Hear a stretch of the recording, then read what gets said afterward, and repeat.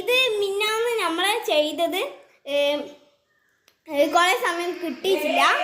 അപ്പോൾ ഇതതിൻ്റെ ബാക്കിയാണ് കേട്ടോ. മിന്നാന്ന് നമ്മൾ കോമ്പാക്ട് പൗഡർ ഇടുന്നവരെ ഇട്ട് കൊടുത്തിട്ടുണ്ടായിരുന്നു. അപ്പോൾ ഇന്ന് നമ്മൾ ഇനി ഐഷാഡോ ആണ് ഇട്ടെടുക്കാൻ പോകുന്നത്.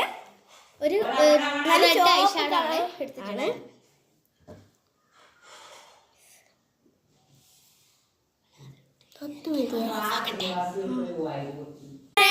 നമ്മൾ ഐഷാഡോ ഇട്ട് കൊടുത്തിട്ടുണ്ട്.